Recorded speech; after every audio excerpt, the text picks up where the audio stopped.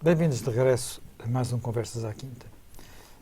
Depois das eleições europeias do passado fim de semana, é inevitável falar um pouco da nova paisagem política da Europa. Não que ela tenha ficado muito diferente do que nós aqui previmos na passada semana, mas porque importa um pouco falar sobre o que vai ser a Europa daqui para a frente, já que temos um Parlamento Europeu bastante mais partido do que aquele que tínhamos antes. Como se previu, os dois grandes partidos perderam a maioria no sentido de já não somam 50% do Parlamento. Também, tal como se previa, os partidos que formam uma galáxia um pouco heterodoxa entre o euroceticismo, algum nacionalismo, algum populismo, enfim, há muitas designações, acabam por ocupar algo um pouco acima perto de um terço do Parlamento, não chega a um terço do Parlamento, 25% do Parlamento, mas não chega para ter uma chamada minoria de bloqueio. E iniciou-se, já com o primeiro jantar esta semana, dos chefes de Estado e de Governo da União Europeia, o Conselho Europeu, a negociação dos cargos, que são muitos. Há muitos cargos para distribuir, de diferente importância e diferente relevo. Presidente da Comissão Europeia, que é talvez um lugar executivo muito importante, era ocupado por Juncker, antes por Durão Barroso. Um outro lugar que tem vindo a ganhar maior protagonismo, que é Presidente do Conselho Europeu, que é onde estava Donald Tusk. Um lugar que não está diretamente neste momento em negociação, mas vai estar na cabeça de toda a gente, e que é talvez o lugar mais importante de todos, que é o de Presidente do Banco Central Europeu. Não tem a ver com todos os países da União Europeia, porque tem a ver com os países da zona euro, mas que tem importância. O lugar de representante externo, o lugar que também não é aí discutido pelos chefes de governo, mas no Parlamento, de Presidente do Parlamento Europeu. Enfim, há muitos lugares em disputa e novos equilíbrios, sendo que entre esses novos equilíbrios houve algumas forças políticas que ganharam peso. E talvez tenha havido a única surpresa, por assim dizer, ou meia surpresa destas eleições, que foi o crescimento do grupo dos Verdes. Portanto, não é o maior dos crescimentos, o maior dos crescimentos é do grupo liberal, mas esse porque se lhe juntou Macron, que leva para o grupo liberal os seus deputados. No que diz respeito aos grupos pré-existentes, é o grupo dos Verdes, sobretudo graças aos resultados obtidos na Alemanha, em Inglaterra, ou melhor, no Reino Unido, mas também um pouco em França e noutros países, Suécia também, que têm alguma progressão. Isso é muito feito à conta dos sociais-democratas. É o caso mais paradigmático, o caso da Alemanha, mas também aconteceu um pouco no Reino Unido, e parece haver alguns sinais de que este tipo de força política poderá vir a representar no futuro uma espécie de alternativa mais urbana, mais moderna à esquerda do que hoje são os sociais-democratas tradicionais. Enquanto, pelo menos, a social-democracia tradicional não encontrar respostas para a crise, para a crise porque passa em alguns países. Acha que esta possível evolução está, por assim dizer, escrita nas estrelas? Já me engano. Olha, sobre o que se passou no espectro político representado no Parlamento Europeu, o que eu acho que é evidente é haver duas coisas que passam a marcar agora a vida política. A primeira é a fragmentação.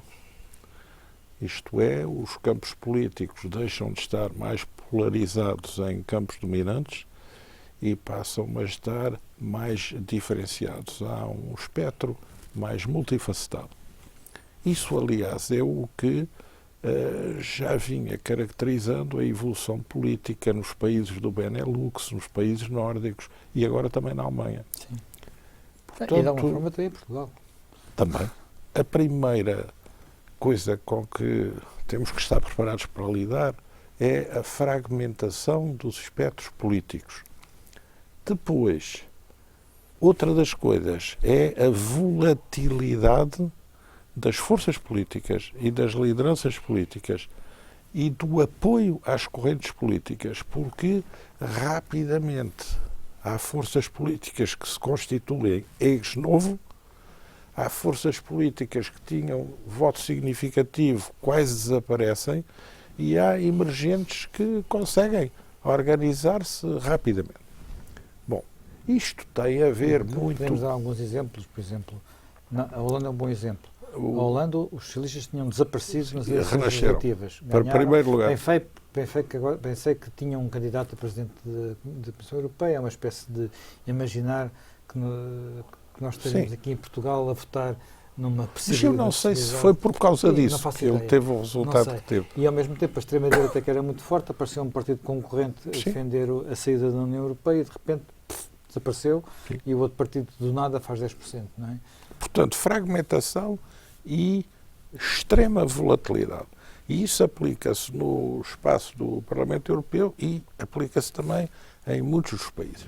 Bom, porquê é que em relação ao Parlamento Europeu isto acontece mais intensamente? Por causa do sistema eleitoral para o Parlamento Europeu. O Parlamento Europeu podia ser constituído por representantes dos Parlamentos Nacionais. E ao menos uma parte do Parlamento Europeu ser uma Câmara constituída por representantes dos Parlamentos Nacionais e haver uma outra com eleição direta. Mas não. Então, o Parlamento Europeu, no seu sistema eleitoral, configura proporcionalidades de círculo muito amplo. E, neste sentido, há forças políticas dos países que não conseguem penetrar o sistema político, ou porque o sistema eleitoral é uninominal, ou porque tem barreiras à representação eleitoral para forças abaixo de 5 ou 3%, que, quando as eleições europeias surgem, têm uma projeção muitíssimo grande e aproveitam essa possibilidade para reinvestir no plano nacional, nem sempre com sucesso. E por isso é que nós vemos, por exemplo, o UKIP, agora o Partido Brexit, o lugar que tinham no Parlamento inglês e o lugar que conseguem no Parlamento Europeu, ou a própria Frente Nacional, que não consegue penetrar o Parlamento francês, mas tem até o primeiro lugar na representação francesa ao Parlamento Europeu. Dois parlamentos que têm um sistema particularmente adverso a partidos que não, digamos, é um sistema feito para a governabilidade e, portanto, são dois sistemas antiproporcionais, não é? São maioritários, uns de círculo uninominal, uma volta, e outros de limite mínimo de participação na representação parlamentar. Portanto, essa característica do Parlamento Europeu também leva a que, em muitos casos, a eleição para o Parlamento Europeu, se não é uma eleição muito competitiva, acaba por motivar participações pequenas no ato eleitoral. Ou seja, estar a eleger para um Parlamento que, no fundo, não é um Parlamento verdadeiro da União Europeia, é um como que Parlamento, transforma o voto num voto consultivo e não num voto deliberativo. E até muitas vezes as ficções que se adicionam da existência de partidos europeus que endossam candidatos a presidentes da Comissão, ainda acabam por gerar não mais participação, mas mais desconfiança em relação ao sistema. Aliás, por exemplo, no caso português, nós temos uma situação paradoxal. A participação é muito baixa, mas quando perguntados os portugueses sobre a confiança que têm no Parlamento Europeu, sempre declaram que essa confiança é muito grande, desproporcional e inversa àquilo que é o nível de participação no ato eleitoral, o que é um pouco complexo. Depois, também a forma como as campanhas eleitorais se realizam muitas vezes estabelecem uma distorção em relação à finalidade essencial. Porque nas campanhas eleitorais praticamente prevalecem assuntos de trica doméstica e nenhuma questão de fundo sobre a problemática europeia. Eu acho que até em muitos casos há também uma certa retração do eleitorado porque considera, foi talvez educado para isso, que no fundo o que interessa da União Europeia é o que é que são as transferências e o que é que são os benefícios. E como até 80% dos portugueses considera que é vantajosa a participação de Portugal na União Europeia... Para o nosso debate, uma boa parte dele era saber quem é mais eficiente ou não a trazer fundos. Certo, E isso transforma-se numa espécie de segmento de mercado eleitoral dominante. E isso também não leva a motivar a participação, porque os cidadãos também consideram que isso está garantido pela simples participação do país na organização. Portanto, há aqui uma disfuncionalidade do sistema que em si mesma contém o germen de um desinteresse pela participação no sistema, porque o sistema é um sistema que, no fundo, não organiza institucionalmente uma competição para uma alternativa, é um sistema que procura fingir instituições nacionais num campo europeu de aplicação onde, na realidade, as instituições não têm poder. Sobretudo a instância parlamentar. Daí esse circuito da campanha. Seja como for, as eleições europeias põem em evidência correntes políticas novas, umas que sobem, outras que baixam, e isso também é interessante para apurar a forma como aquilo que podemos chamar o espaço público em que a política se gera tem evoluído. Nós hoje temos um espaço público muito influenciado pelas redes sociais, em detrimento das instâncias tradicionais de comunicação, o que faz penetrar mensagens direcionadas e orientadas que polarizam determinados temas em detrimento de outros e que levam o debate para outros níveis de percepção. E muitas vezes as forças políticas, se nós virmos, mais tradicionais são as que mais apegadas estão aos métodos comunicacionais mais em decadência e os emergentes são aqueles que recorrem com mais insistência e cuidado a essas novas formas de comunicação. O espaço público mudou por completo. A forma como as pessoas percepcionam o que é o seu interesse político é hoje muito diferente daquilo que acontecia há uns anos atrás. E isso teve, naturalmente, expressão neste estádio da evolução europeia. Mesmo assim, houve uma coisa que foi um aumento da participação, não é? Portanto, tem muitos países. Sim. Em alguns isso justifica-se porque havia outras eleições. Sim, ao mesmo tempo, Espanha havia eleições autonómicas e locais e municipais, na Bélgica havia eleições legislativas, na Roménia havia um referendo, portanto havia outras na eleições. Espanha municipais e partes regionais. Partes regionais, sim, em Espanha. Portanto havia, por assim dizer, outras motivações para o voto. Mas houve outros países onde, mesmo assim, a participação aumentou e essa leitura foi feita de que terá havido mais debate europeu e que terá havido mais a percepção de que havia uma espécie de ameaça à Europa. Eu acho que o que há hoje que é importante é um renascimento da política, quer dizer, eu acho que durante muitos anos, exatamente, primeiro pela forma a forma da própria confrontação política, que no fundo era uma confrontação de certo modo ao centro, era uma confrontação entre, como já aqui temos dito várias vezes, entre uma espécie de centro-direita que ia até aos conservadores e aos democratas cristãos e uma espécie de centro-esquerda que ia até aos socialistas e sociais-democratas, e onde normalmente a discussão gerava muito nesse reducionismo, chamemos assim, da política, um bocado à economia e à gestão, digamos, à gestão... No caso do Parlamento Europeu, quase não havia divergências. Não havia, exatamente. Ora, nós hoje temos, de facto, o aparecer, para bem ou para mal, de causas, quer dizer, temos, por um lado, na área que a gente pode chamar, enfim, de um modo mais, enfim, não é muito sofisticado, mas na área da direita temos os identitários, que reagem, os partidos identitários, que reagem muito contra, por exemplo, todos estes problemas de imigrações culturalmente diferentes, que reagem, por exemplo, contra problemas da globalização e consequências da globalização e olham, por exemplo, para a União Europeia também como uma espécie de área delegada dessa globalização mundial. Portanto, temos um renascer de causas políticas.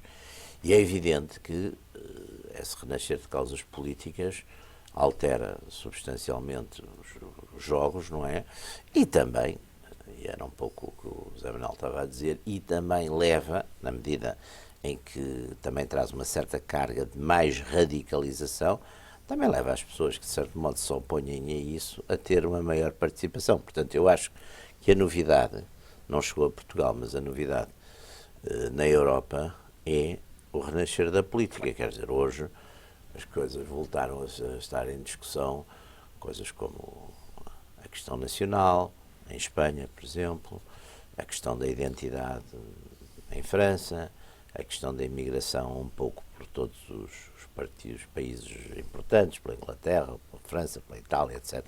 E, portanto, são questões que, de certo modo, saíram daquilo que podia ser uma certa rotina, que era mais uma gestão quase empresarial de expectativas, de interesses de classe, etc. E eu acho que esse renascer da política, de facto, teve um peso muito grande neste maior interesse que, enfim, que desta vez houve. Portanto, quando eu digo renascer da política, inclui exatamente aí também aqueles elementos que, podendo exatamente temer que houvesse uma radicalização pelos partidos mais nacionalistas, ou mais radicais, ou mais identitários, também quiseram vir, de facto, do ponto de vista enfim, de resultados, a gente vê de facto esse maior interesse pela política. Acho que essencialmente é isso. As questões político-ideológicas voltaram a ter importância e conteúdo e substância. Olhando para o pós-eleições, digamos, nós podemos dizer que um dos vencedores claros, até pelo resultado que foi expressivo, foi Salvini em Itália, não é? Mas Salvini não conseguiu, ou parece ter dificuldades em conseguir formar um grupo coerente, ou minimamente coerente, no Parlamento Europeu, e no Conselho Europeu a Itália surge bastante isolada, não tem muitos parceiros com quem fala. Ao mesmo tempo, podemos dizer que Macron em França perdeu as eleições, não ganhou, perdeu relativamente a Marine Le Pen, a diferença foi pequena, mas também perdeu porque a votação, quase todos os outros partidos eram partidos anti-Macron. Sim. Não tiveram grandes votações expressivas, ficaram atrás dele, mas não eram de grande apoio.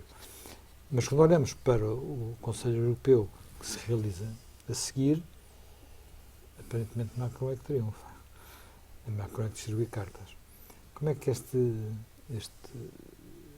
jogo se... Bom, a vida política europeia é muito constituída em torno de uma espécie de circo mediático dos presidentes e dos primeiros ministros. E muitas dessas reuniões constituem, por um lado, a oportunidade de fazer declarações fora da pressão da política doméstica e, em outro lado, o horizonte ambicionado de uma projeção para a dimensão europeia. E isso vem muito ao de cima quando há a chamada disputa pelos lugares. E há também as guerras pessoais, as inimizades de estimação que pagam o seu preço em muitos desses momentos. Na política europeia não quer nunca dizer que quem vem a jogo em primeiro lugar, quem o faz através da comunicação, fora do espaço das reuniões, quem o faz querendo exibir uma capacidade que não possui para influenciar o resultado real das coisas, venha a ter os seus objetivos alcançados. Portanto, muitas das decisões europeias são iniciadas com estas primeiras declarações e aparições, mas depois muita água vai correndo até que as coisas assentem. E isso sempre aconteceu assim e vai continuar a acontecer.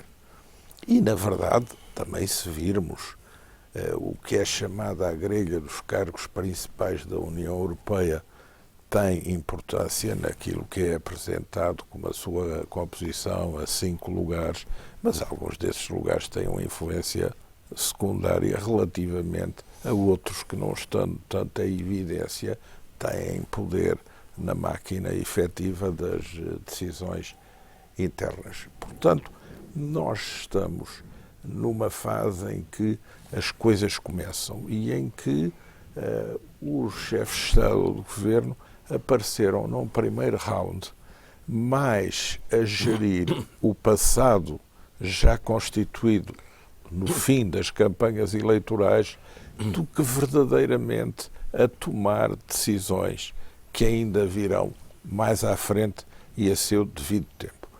Penso que, nitidamente, a postura do presidente Macron e a sua excessiva fugosidade, ele nisso é muito parecido com o seu antecessor Sarkozy, tem a ver com a necessidade de reagir à forma como as suas propostas foram rejeitadas pelo governo alemão.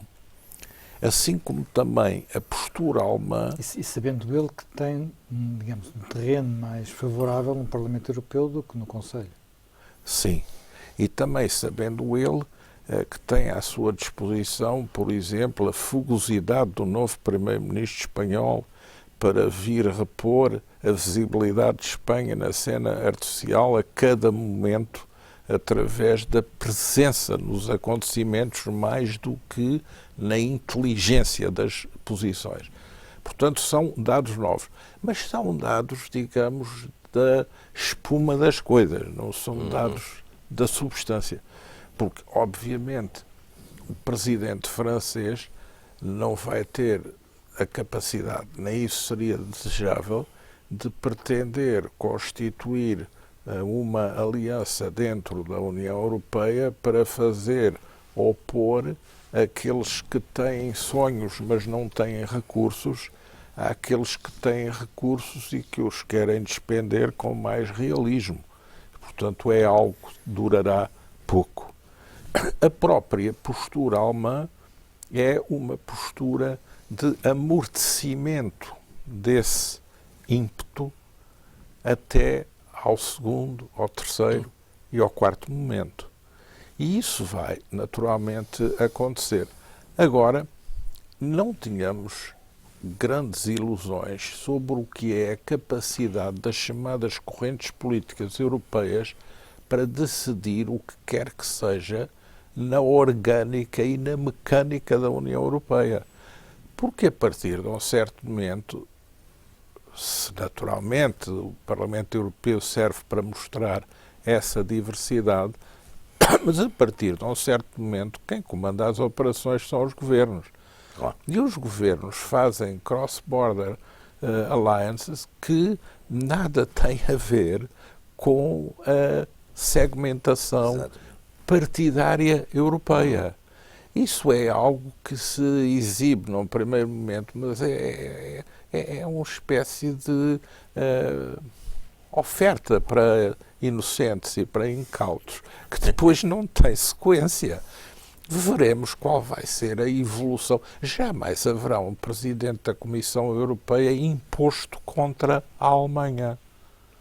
E quem tiver não só essa ilusão, como essa ideia, está a prestar um péssimo contributo para a União Europeia. Não quer dizer que o Presidente da Comissão Europeia seja um alemão. O que não pode resultar de uma postura de uma fronda de países a tentar, digamos, placar e reeducar a Alemanha no contexto europeu.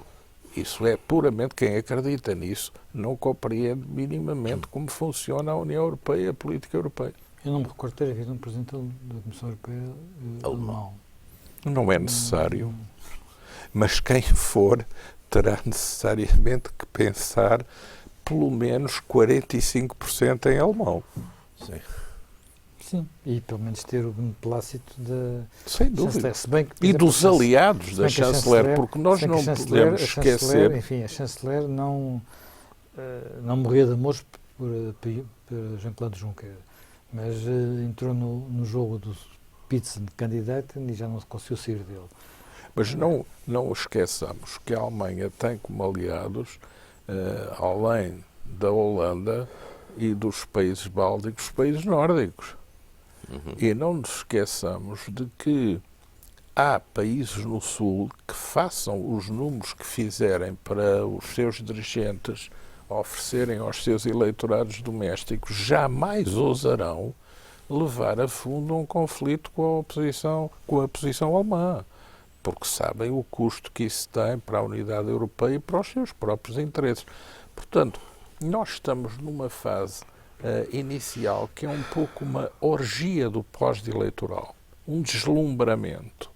Ainda os motores estão muito aquecidos pela retórica dos statements para a televisão e dos comícios, mas tudo vai necessariamente assentar. Agora, há países que têm problemas específicos, digamos, de índole psicologia nacional. A Espanha. A Espanha tem um problema de aparição a todo o custo na Europa. Até a imprensa espanhola disserta por vezes sobre como é que os portugueses têm mais projeção nos cargos internacionais que os espanhóis. E depois há grandes debates, é porque os portugueses falam melhor inglês que os espanhóis. Portanto, são invocadas imensas razões para explicar essa, segundo a Espanha, anomalia. Outro país que está em profunda crise de identidade é a Itália, que passou da situação de um dos fundadores da Europa, que tem atualmente 3 dos 5 cargos ditos importantes da União Europeia. Presidente do Parlamento Europeu, Tajani, Presidente do Banco Central Europeu e Draghi, representante externo. Sim, e a Mogherini. E agora se vê no risco de ficar sem nenhum, mas mais do que isso, se vê no risco de ser colocado num programa de assistência como foram a Grécia, Portugal e, sem nunca ser referido como tal, a Espanha, que também esteve sob um programa de assistência, mas conseguiu, Rajoy conseguiu sempre que a designação não fosse mostrada. Bom, e portanto, aliás, o que explica o populismo de Salvini, o seu ar nacionalismo tifosi, é não só a questão da imigração. Antes era a divisão da Itália, o norte contra o sul, queremos sair porque somos lombardos e eles são mediterrâneos desordenados. Mas, assim que Salvini ajustou para um discurso nacional, descobrindo a temática da imigração, isso foi pôr de iPhone a cada chegada de imigrantes ilegais para emitir por YouTube uma mensagem de proteção da fronteira e logrou com isso. E agora, nesta eleição, modificou a própria relação com o Movimento 5 Estrelas. Mas o que leva mais a fundo a projeção de Salvini do seu espaço separatista nortenho para uma integração na opinião pública nacional não é só a questão da imigração, é a questão do relançamento de um nacionalismo do género não pagamos a dívida, ou não queremos ter aqui austeridade, ou não aceitamos que a União Europeia diga que não podemos continuar a endividar-nos, que o nosso déficit tem que ser controlado.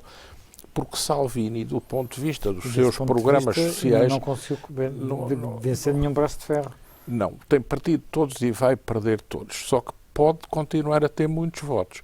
No momento da verdade, Salvini vai passar um bocado por aquele crivo pelo qual passou o primeiro-ministro grego, que é o de passar de um contestatário radical a um cumpridor exemplar. porque é óbvio que a Itália não tem meios, na situação em que se encontra, para fazer uma cisão na União Europeia. E não é o deslumbramento que Salvini tem por Putin que vai levar Putin a desembolsar um rublo para investir ou salvar a Itália. Então, o único argumento que ele pode utilizar é que neste momento a França também se colocou numa posição de fragilidade em termos orçamentais, se bem que não tinha o problema da dívida. Sim, mas não é comparável. Não é comparável. De todo. De todo. Tem um problema, mas em termos de aliás, é outra das coisas que está por detrás do redentorismo de Salvini. É a noção que a Itália tem de que perde na comparação, já não é com a Alemanha, porque isso é um campeonato que já está perdido há muitos anos, é com a França.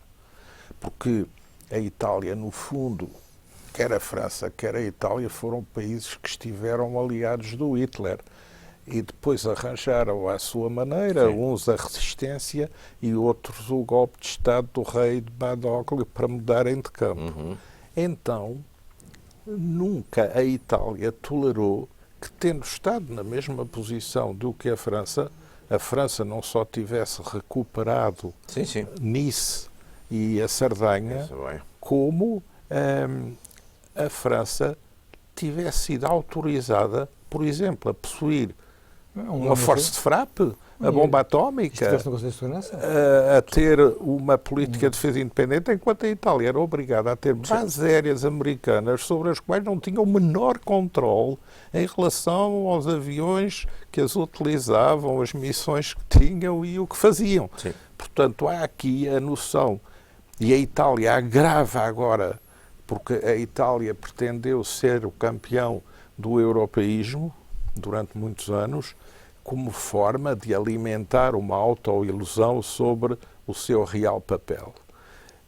Como agora há um conflito em que a União Europeia começa a prestar contas à Itália por falta de rigor nas finanças públicas, por incapacidade de controlar a administração pública, pela pulverização regional, enfim, por tudo aquilo que nós conhecemos da Itália, Salvini vem explorar uma rebelião da opinião pública contra essa menorização da Itália e contra essa humilhação que a Itália vai sofrer por parte da União Europeia em comparação, digamos, com um lugar de favor que sempre vai sendo dado à França quando ambos partem do mesmo ponto no fim da Segunda Guerra Mundial. Mas há aqui também, do ponto de vista da exploração de alguma, se podemos dizer, num confronto entre os governos nacionais e Bruxelas, dois governos nacionais que saem vitoriosos, que é o polaco e o húngaro. Sim, portanto, o húngaro tem a melhor votação de sempre. O húngaro tem a melhor votação de sempre, usando métodos, em alguns casos, designadamente relativamente à imprensa, no limite do autoritarismo. No caso do governo polaco, vencendo uma coligação de partidos bastante alargada. Sim. Que tinha mas vencendo já não com a mesma folga com que estava habituado a vencer. Sim, porque os partidos se coligaram. Porque em termos de votação absoluta subiram. Na votação, no caso europeu, não é? Na votação europeia. Portanto, o PiS teve mais votos e, portanto, havia a esperança que a coligação, que é uma coligação, aliás, estranha, porque a frente, o partido Frente Cívica, o Fórum Cívico, que se foi coligar com o partido que antes estava que eles tinham de Partido Socialista, não são bem os ex-comunistas, mas são quase, uma frente europeísta, portanto, uma frente alargada para enfrentar o PiS. Depois, os comunistas propriamente ditos faziam um partido de extrema esquerda, digamos assim, que teve uma votação residual.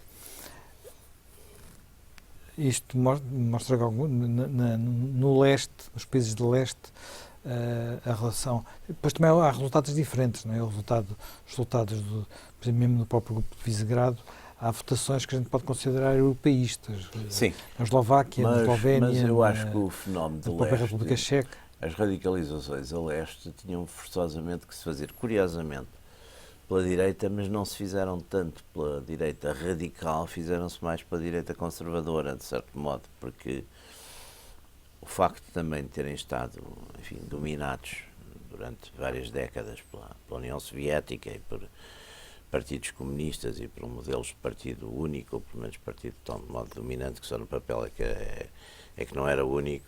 Quer dizer, tudo isso leva a que as reações, e depois também são áreas onde de facto ainda há uma certa influência religiosa pela tradição. Aliás, o estilo dos líderes dessa área é completamente diferente, por exemplo, do estilo de líderes como Marine Le Pen ou mesmo Salvini. Portanto, há aí... Mas isso é mais a Polónia, não é? Sim, a Polónia é muita Polónia, é muita Polónia, é muita Polónia. A Polónia, aliás... Nos outros países não é assim. Digamos, quando nós vemos os estudos do Eurobarómetro, o nível de, digamos, de filiação, dos que se declaram com filiação religiosa nos outros países é baixíssimo, é mais baixo. Agora, é baixo, exatamente. Mesmo agora, a cristinização do mas de qualquer Ocidente maneira, é maior, mesmo naqueles que a filiação religiosa é vaga ou foi esquecida, a influência da religião, digamos, na política ou por uma via laica, digamos, dos valores religiosos é muito forte. E, portanto, há aí, digamos, uma barreira dupla, primeiro contra linhas que pudessem, digamos, dar os tais populismos de esquerda, não há muito caminho, mas também, por seu turno, não há um grande entusiasmo, como aparece em França ou na Itália, por movimentos de direita mais radical, ou nacionalista radical, ou identitária. Não, quer dizer, na Polónia, na Hungria havia o Jobbik. O Jobbik, exatamente. O Jobbik teve agora um mau resultado. O Jobbik teve um mau resultado. Portanto, quer dizer, há aí também, e já começa a haver, quer dizer, uma das provas de uma certa ascensão da direita é que as direitas já há várias e já se pegam entre si, quer dizer, já se combatem. Portanto, é um sinal, para mim, é um sinal de força, quer dizer, já passamos aquele tempo que a direita era a não esquerda. Aliás, em Itália é curioso, porque não sei se alega, mas depois o Berlusconi teve cerca de 8%, e é um partido, esse sim é um partido neofascista real, que é os Fratelli d'Italia, também tiveram uma representação razoável, elegeram 5 deputados, portanto, sim. Quer dizer, ou seja, há portanto, a causalidade disso eu acho que é diferente, quer dizer, depois há um ADN nacional que é importante, não é? Portanto, estes países todos, por exemplo, de leste, como foram países que estiveram praticamente desde a Segunda Guerra Mundial até ao fim da Guerra Fria, foram forçados a estar numa órbita comunista. Aí não se vê muito um surgimento de movimentos que tenham algumas afinidades com comunistas, com a esquerda, etc. Mas, em contrapartida, nos países grandes ocidentais, mas também aqueles que têm, lá está o tal problema da questão muçulmana, da questão do jihadismo, portanto, aí também há uma marca diferente, não é? Portanto, eu acho que aqui, por um lado, há um regresso a matrizes antigas, aqui, quer dizer, e mesmo a gente vê, por exemplo, movimentos, por exemplo, em Itália, estes partidos não são fascistas nem neofascistas, mas também não são também é uma coisa curiosa, já não se sentem obrigados a fazer declarações de tipo antifascista. Portanto, há uma mudança clara nesse aspecto. E nas próprias direitas há de facto uma decisão que, por exemplo, em França foi claríssima, e os republicanos nisso acabaram por ter uma votação bastante desastrosa e bastante, apesar de terem um cabeça de lista que era considerado, digamos, uma nova estrela intelectual e queria refazer, digamos, uma espécie de novo capítulo, de novo monstruário ideológico da direita conservadora, etc. Não correu muito bem. Portanto, eu acho que aquilo que o Jaime Gama no início estava a dizer é o que caracteriza de facto, é uma grande fragmentação. Quer dizer, nós estávamos habituados a linhas praticamente bipartidárias, não é? Portanto, com divisões normalmente de campos relativamente definidos, com uma certa continuidade. Isso de facto acabou. Quer dizer, acabou porquê? Acho que acabou por muitas coisas. Quer dizer, acabou porque essas ideologias mais ligadas a um certo centro moderado, entraram em crise, não é? Porque as pessoas estão estão tensas, estão revoltadas, procuram coisas novas. Houve uma sobressimplificação também, digamos, daquilo que antes eram a gente chamava ideologias, quer dizer, o marxismo, aos pós-marxismos, aos pós-conservadorismos. Antes tinha-se a ideia, por exemplo, que o movimento de direita era ao mesmo tempo patriota e também ao mesmo tempo era conservador em costumes. Isso deixou de ser verdade também. E as pessoas também não verão também outro fator, que é uma sociedade que se habituou a um certo consumismo e que, portanto, que existe ter uma variedade de escolha enorme. Portanto, que de repente, em vez de ter 3 canais de televisão, tem 100, em vez de ter... quando vai escolher, quando não são de automóveis, tem 300 automóveis à escolha diferentes. E também quer ter 7 ou 8 partidos. E também acaba... E depois acaba por andar à escolha de pequenas variações. Exatamente. E os partidos, pelos próprios, também não se... acabam, por vezes, por se distinguir e separar por coisas, por causas muito pequenas. Os modelos antigos... Nem sequer terem programas completos. Portanto, claro. não serem... Não, pegam em causas, são partidos de causas, agarram uma causa, a causa dos animais, a causa do clima, a causa dos riscos da imigração, quer dizer, agarram em causas e é aquilo, quer dizer, não fazem já programas genéricos, onde vem a gente dizer, não, isto é ideologia, isto aqui são democratas cristãos, estes são conservadores, estes são marxistas, estes são pós-marxistas, estes são socialistas. Isso, de certo modo, desapareceu um bocado, quer dizer, até porque a disciplina antiga era uma disciplina que obrigava muito à bipolarização, porque desde logo até havia uma questão da Guerra Fria, portanto as pessoas, no fundo, e os partidos, ou tomavam uma posição mais pró-americana ou anti-soviética, ou o contrário. Havia definições desse tipo. Havia, digamos, linhas ideológicas que não estavam muito distantes, mas definiam-se em função, sei lá, da questão das questões económicas, se eram mais liberais, menos liberais, se eram mais socializantes. Tudo isso, de certo modo, se desvaneceu e hoje, embora eu acho que há novas formas que não são tão novas como isso, porque no fundo refletem valores antigos, quer dizer, é evidente que o neonacionalismo de partidos como o Front National ou a Lega, quer dizer, eles não estão a inventar nacionalismos, estão a ir buscar, e os nacionalismos também é diferente nesse sentido, quer dizer, a Marine Le Pen não tem um nacionalismo conservador com um discurso político morrasiano que simultaneamente era conservador e nacionalista, mas super antidemocrático, claramente. Uma das coisas curiosas é que toda a gente, em princípio, pelo menos declarativamente, aceita as regras do jogo democrático. Não há ninguém neste momento a dizer, por exemplo... marginalmente, só nas margens. Só nas margens. Certos temas, mesmo nas margens há muito pouco. Aliás, a violência política praticamente desapareceu. Também é um ponto interessante. Há pequenos grupos neonazis e, para todos os efeitos, os comunistas continuam a ser comunistas. Sim, só que representam muito pouco. E não estão a fazer declarações. Por exemplo, uma questão que eu acho que é muito interessante.